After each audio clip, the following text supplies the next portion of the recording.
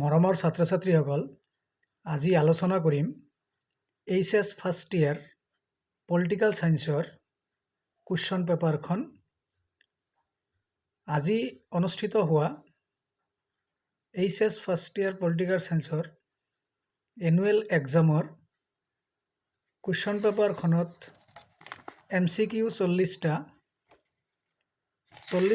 MCQ মই দিয়া নোটছৰ পৰা 39টা কমন পৰিছে। মই যিখিনি নোটছ আৰু MCQ দিছিলোঁ তাৰ পৰা 39টা কমন পৰিছে। দুটা MCQ এছাৰশ্যন ৰিজন লৈ আহিছে, সেই দুটাৰ এটা কমন পৰা নাই, এটা কমন পৰিছে। মানে মুঠতে টোটেল 39টা MCQ কমন পৰিছে আৰু বাকী যিবিলাক প্ৰশ্ন, সেই প্ৰশ্নবিলাকো মোৰ নোটছৰ পৰা কমন পৰিছে। গতিকে আমি চাওঁ এতিয়া MCQখিনি মই কুৱেশ্যনটো মাতি নাযাওঁ, জাষ্ট মই MCQ কুৱেশ্যন নাম্বাৰটো ক'ম আৰু এনচাৰটোহে কৈ যাম। আৰু প্ৰত্যেকটো কুৱেশ্যনত মই C লিখি দিছোঁ, অৰ্থাৎ C মানে কমন পৰিছে। আৰু প্ৰত্যেকটো প্ৰশ্নৰ শুদ্ধ অপশ্যনটোত মই ৰেড চিয়াহীৰে টিক মাৰ্কো লগাই দিছোঁ, তোমালোকে চাই ল'ব পাৰিবা। লগে লগে মই মাতি যাম আৰু তোমালোকে চাই যাবা। আৰু কাৰ কিমানটা MCQ শুদ্ধ হৈছে, ভিডিঅ'টো সম্পূৰ্ণ চাই মোক কমেণ্ট কৰি জনাবা কাৰ কিমানটা শুদ্ধ হৈছে। গতিকে আমি ভিডিঅ'টো আৰম্ভ কৰোঁ। 1 নম্বৰ MCQ শুদ্ধ উত্তৰটো হৈছে C। 2 নম্বৰ অপশ্যন A। 3 নম্বৰ অপশ্যন B। 4 নম্বৰ কুৱেশ্যনৰ শুদ্ধ অপশ্যনটো হৈছে B।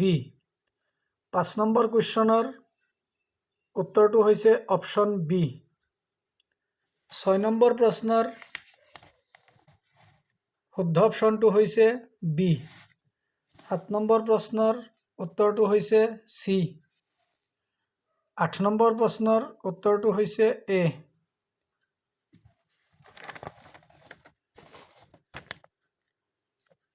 9 নম্বৰ প্ৰশ্নৰ শুদ্ধ অপশ্যনটো হৈছে D। 10 নম্বৰ প্ৰশ্নৰ শুদ্ধ অপশ্যনটো হৈছে D। 11 নম্বৰ প্ৰশ্নৰ শুদ্ধ উত্তৰটো হৈছে অপশ্যন A। 12 নম্বৰ প্ৰশ্নৰ উত্তৰটো হৈছে অপশ্যন C। 13 নম্বৰ প্ৰশ্নৰ উত্তৰটো হৈছে অপশ্যন A।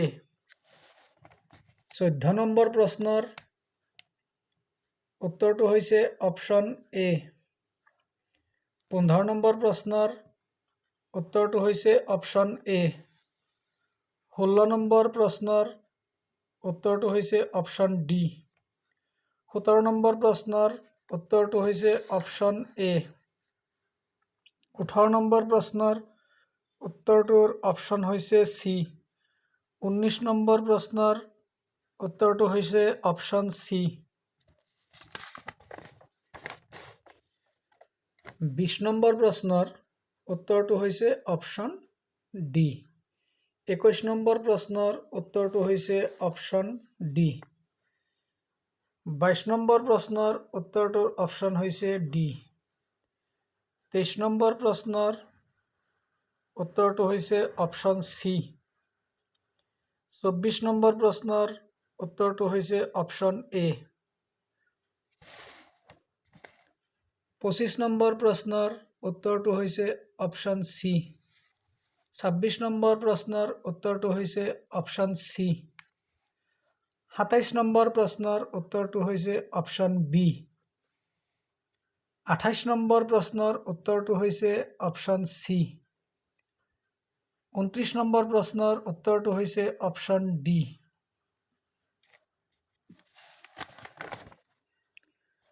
30 নম্বৰ প্ৰশ্নৰ উত্তৰটো হৈছে অপশ্যন C। 31 নম্বৰ প্ৰশ্নৰ উত্তৰটোৰ অপশ্যন হৈছে A। 32 নম্বৰ প্ৰশ্নৰ উত্তৰটো হৈছে অপশ্যন B। 33 নম্বৰ প্ৰশ্নৰ উত্তৰটোৰ অপশ্যন হৈছে B। 34 নম্বৰ প্ৰশ্নৰ উত্তৰটোৰ অপশ্যন হৈছে B। 35 নম্বৰ প্ৰশ্নৰ উত্তৰটোৰ অপশ্যন হৈছে এ। 36 নম্বৰ প্ৰশ্নৰ উত্তৰটোৰ অপশ্যন হৈছে ডি। 37 নম্বৰ প্ৰশ্নৰ উত্তৰটোৰ অপশ্যন হৈছে এ।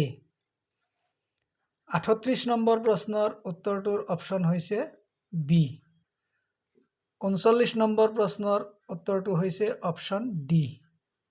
40 নম্বৰ প্ৰশ্নৰ উত্তৰটোৰ অপশ্যন হৈছে এ। গতিকে গোটেইকেইটা MCQ কমন পৰিছে। মই চি লিখি দিছোঁ মানে এইকেইটা কমন পৰিছে, মাত্ৰ এটা MCQ কমন পৰা নাই, 39টা কমন পৰিছে, অৰ্থাৎ 99.9% কমন বুলি ক'ব পাৰোঁ। এতিয়া বাকী যদি আমি পাৰ্ট বিত চাওঁ, তেতিয়াহ'লে 41 নম্বৰ প্ৰশ্নৰ উত্তৰ লিখিব লাগে আমি যিকোনো 5টা অপশ্যন দিয়া আছে, গতিকে 5টা ধুনীয়াকৈ কমন পৰিছে, নোটছত চাই ল'বা। ঠিক তেনেকৈ 42 নম্বৰ প্ৰশ্নৰ উত্তৰ লিখিব লাগে আমি যিকোনো 5টা, তাতো অপশ্যন বেছিকৈ দিয়া আছে, তাৰ পৰা 5টা ধুনীয়াকৈ কমন পৰিছে। ফ্ৰণ্ট পেজৰ মাৰ্ক ডিষ্ট্ৰিবিউশ্যন যদি আমি চাওঁ, তেতিয়াহ'লে একচুৱেলি 43 নম্বৰ প্ৰশ্নৰ উত্তৰ লিখিব লাগে যিকোনো 3টাহে, কাৰণ 43 নম্বৰ ইয়াত দিয়া আছে ফ্ৰণ্ট পেজত। প্ৰত্যেকটো প্ৰশ্ন ইয়াতে কেৰিজ 5 মাৰ্কছ ইচ, প্ৰত্যেকটো প্ৰশ্নৰ কাৰণে 5 নম্বৰকৈ, গতিকে এনি 5 লিখিলে দেখোন 25 নম্বৰ হ'ব, নম্বৰটো নিমিলে। অৰ্থাৎ আমি 43 নম্বৰ প্ৰশ্নৰ পৰা লিখিব লাগিব যিকোনো 3টা প্ৰশ্নহে, কাৰণ একোটা নম্বৰৰ কাৰণে 5 নম্বৰকৈ দিয়া আছে, গতিকে আমি যিকোনো 3টা প্ৰশ্ন লিখিলেই হ'ল। ইয়াতে ডিৰেকশ্যনটো দিওঁতে অকণমান ভুল হৈছে। গতিকে ঘৰত যদি তোমালোকে ভালকৈ পঢ়িছা তেতিয়াহ'লে ভাল নম্বৰ পাবা, আৰু ঘৰত যদি পঢ়া নাই তেতিয়াহ'লে ভাল নম্বৰ কেনেকৈ পাবা। বহুত বহুত ধন্যবাদ।